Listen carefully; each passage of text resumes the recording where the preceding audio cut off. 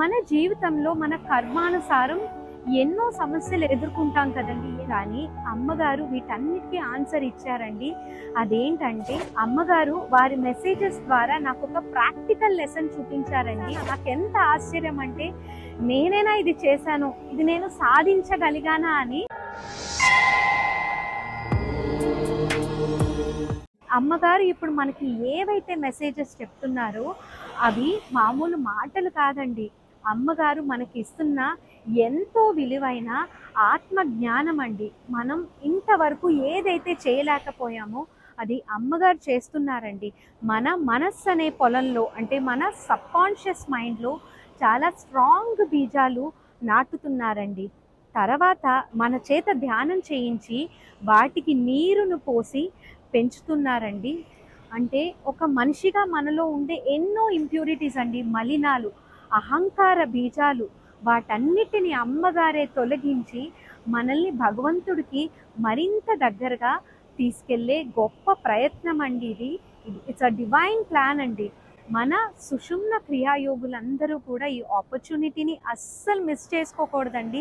మనకి అమ్మగారు మరొకసారి ఇచ్చిన గొప్ప అవకాశం అండి. మనల్ని మనం లోతుగా ఆత్మ పరిశీలన చేసుకొని మార్చుకోవటానికండి. నేను ఎందుకు ఇలా చెప్తున్నానంటేనండి, నేను ఇదివరకు ఏ విషయాల్లో అయితే మారలేకపోయానో, నా వల్ల కాదు, ఇంకా నేను మారలేను అని చేతులు ఎత్తేసానో, అమ్మగారు ఆ విషయాల్లో నాలో మార్పు తీసుకొస్తున్నారండి. ఒక చిన్న ఎగ్జాంపుల్ చెప్తానండి. ఒకరోజు నాకు ఒక ఎక్స్ పర్సన్ నుంచి కాల్ వచ్చిందండి. I was very irritated with that person. వాళ్ళు ఫోన్ పెట్టేశాక నాకు ఎంత కోపం వచ్చిందంటే, యాజ్ యూజువల్గా చడమడ తిట్టేయాలనిపించింది అనమాట. కానీ అమ్మగారు ఆ రోజు ఇచ్చిన మెసేజ్ ఏంటంటే, మీలో ఏదైనా నెగిటివ్ ఫీలింగ్ కానీ బాధ కానీ వచ్చినప్పుడు స్పందించడానికి ముందు పరమ గురువుల పాదాల ముందు దాన్ని సమర్పించండి అని అన్నారు కదండి. నేను వెంటనే బాబాజీ నేను ఈ ఎమోషన్ అస్సలు కంట్రోల్ చేసుకోలేను, అమ్మగారు చెప్పారు అది మీకు సమర్పించమని, ఇది వెంటనే నా నుండి తీసేయండి అని అన్నానండి. తర్వాత ఏం జరిగిందో నాకు తెలియదండి. ఒక 15 నిమిషాల్లో నేను ఆ విషయాన్ని మర్చిపోయాను.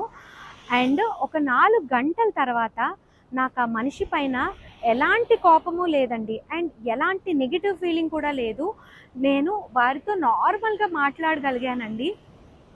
అసలు ఇది నేను చేశానా? నాకు ఎంత ఆశ్చర్యం అంటే, నేనైనా ఇది చేశాను, ఇది నేను సాధించగలిగానా అని అమ్మగారు వారి మెసేజెస్ ద్వారా నాకు ఒక ప్రాక్టికల్ లెసన్ చూపించారండి.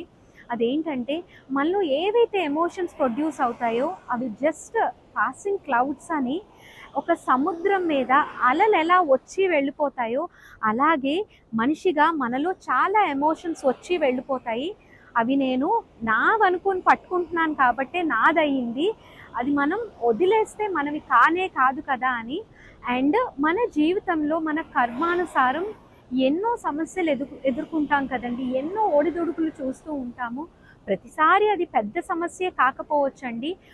కొన్ని సమస్యలు మన చుట్టూ ఉండే మనుషుల ద్వారానే వస్తాయి కదండి. వారు మనల్ని బాధ పెట్టచ్చు, లేదంటే భయపడేటట్లు చేయొచ్చండి, లేదంటే మనకి కోపం తెచ్చేటట్లు బిహేవ్ చేయొచ్చండి. దట్ కుడ్ బి ఎనీథింగ్ అండి. కానీ అమ్మగారు వీటన్నిటికీ ఆన్సర్ ఇచ్చారండి. అదేంటంటే సైలెన్స్, మౌనం అండి. ఈ మౌనం అనే మహామంత్రాన్ని మనం గనక పట్టుకోగలిగితే ఎన్నో అద్భుతాలు చూడగలమని నాకు అర్థమైందండి. నేను దీన్ని పాటిస్తున్నాను, దీని రిజల్ట్ కూడా చూస్తున్నానండి. ప్రతిసారి నేను రియాక్ట్ అయ్యే టైంలో మౌనాన్ని పాటిస్తుంటే ఆ సిచ్యువేషన్ వెళ్ళిపోయాక నాకు ఏదో పెద్ద అవార్డు తీసుకున్నంత గొప్ప ఫీలింగ్ కలుగుతుందండి. అండ్ నా మనసు పైన నేను ఎంతో విజయం సాధించాను కదా అని ఆనందం, అది ఎక్స్ట్రీమ్ పీస్ నేను అనుభవించగలుగుతున్నానండి. One of the other difficulties which I face during my sadhana ఏంటంటేనండి, విపరీతమైన ఆలోచనలండి. నేను నెంబర్ ఆఫ్ ఎక్స్పెరిమెంట్స్ ట్రై చేసేదాన్ని నా ఆలోచనలు తగ్గించుకోవటానికి. బట్ చాలా మటుకు అవి వర్కౌట్ అయ్యేవి కాదండి. అమ్మగారు మనకి రీసెంట్ మెసేజెస్లో చెప్పారు కదండి, అదేంటంటే మనం ఏ పని చేసినా కూడా, అది చిన్న పనైనా పెద్ద పనైనా కూడా కంప్లీట్ అవేర్నెస్తో చేయాలి అని.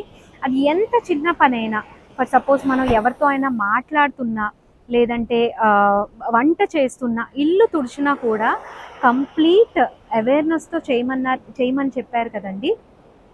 నేను అనుకునేదాన్నండి మల్టీ టాస్కింగ్ చాలా గ్రేట్ అని, అండ్ ఒక పని చేస్తూనే ఇంకో పని గురించి ప్లాన్ వేసేసుకునేదాన్నండి. నెక్స్ట్ ఏంటి అని నా మైండ్ ఎప్పుడూ రెస్ట్లెస్గా ఉండేదన్నమాట. సో దీనివల్లే నాకు ధ్యానంలో విపరీతమైన ఆలోచనలు కలుగుతున్నాయని నాకు అర్థమైందండి.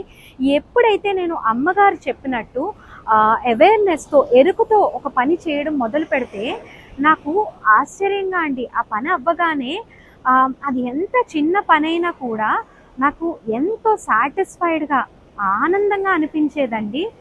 అండ్ ఇంకొక విషయం అండి, రోజు మొత్తంలో అనవసరంగా విపరీతంగా మాట్లాడటం అండి, అండ్ బోర్ కొడుతుంటే ఊరిక ఫోన్ని స్క్రోల్ చేయటం, ఇవన్నీ కూడా నా ఆలోచనలకి కారణమని నాకు అర్థమైందండి. అమ్మగారు మనతో అన్నారు కదండి, మనం మాట్లాడే మాట కూడా ఒక సాధన లాంటిదే అని, ఆచితూచి మనం ఎప్పుడూ మాట్లాడాలి అని. సో అలా నేను తక్కువ మాట్లాడుతుంటే నాకు ఈజీగా ధ్యానం కుదురుతుందండి. ఇంతటి గొప్ప గురువుగారు మనకు దొరకటం మనకి ఎంత అదృష్టం కదండి. మనం అమ్మగారికి ఏమిచ్చి రుణం తీర్చుకోగలమండి.